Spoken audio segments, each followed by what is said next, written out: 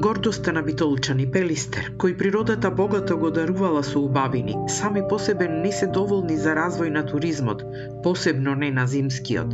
Секоја година се поголем број содржини изградени уште во минатиот век пропаѓаат, па планинскиот убавец располага само со неколку помали приватни сместувачки капацитети, а Молика останува единствен хотел во рамките на националниот парк.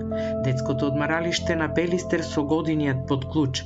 Пропаднаа сите ветувања на политичарите за негово повторно ставање во функција. Опожарениот планинарски дом Копанки се уште не е обновен. И на почетокот на јануари, на Пелистер не достига снежната покривка, а нема ниту вештачки снег на ски терените, па битолчани за да избегаат од загадениот воздух, доаѓаат само на прошетка.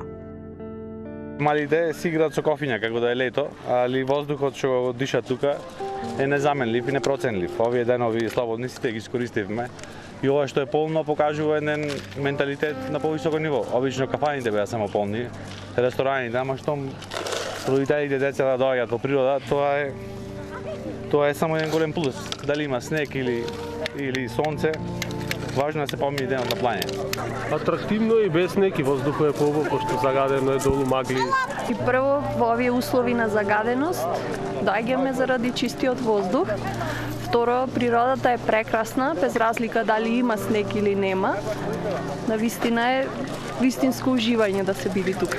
Ани го искористивме максимално, од крајот на декември до април некаде, ова година многу слабо. Многу фали, многу поќе имаше посетители тогаш отколку сега.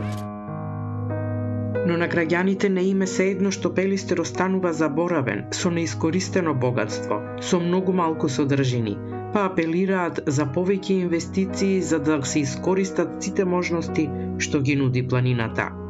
Фали Битола да биде на повисоко ниво, ова да беше негде во западот, ке беше сега што да кажам, имаше се и за во лето и за во зима.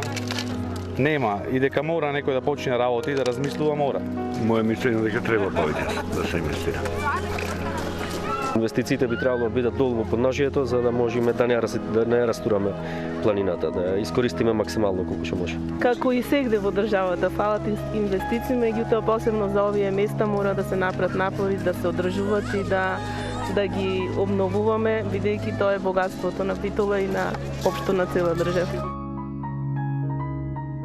Од јавното предпријатие Стрежево кое стопанисува со ски центарот Нижеполе, не губат надеж и велат дека ако се има предвид ланската сезона, зимата топрва доаѓа.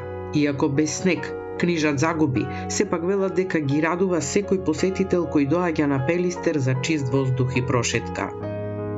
Загубите се релативна работа, затоа што сигурен сум дека менеджментот на јавното предпријатие Стрежево се радува за здравјето кој знаат да го користат овие луѓе, сенсот за спорт, рекреација, за користење на природните убавини е нешто неизмерено. Така да сезоната се уште сме во почеток, веќе 2 недели сме зачекорени во зимата, така да мислам дека допрва ни предстои. Можеме да кажеме дека лани имавме 75 дена снежни ски денови, почнувајќи од 11 јануари, што значи дека уште рано е за тоа.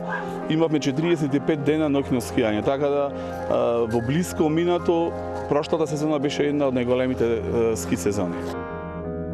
Метеоролозите најавуваат дека веќе од денеска се очекуваат врнежи од снег на повисоките места, но сепак тешко дека на оваа надморска височина ќе има подебела снежна покривка, која ќе овозможи подготовка на терените за скијање, што битолчани нетрпеливо очекуваат.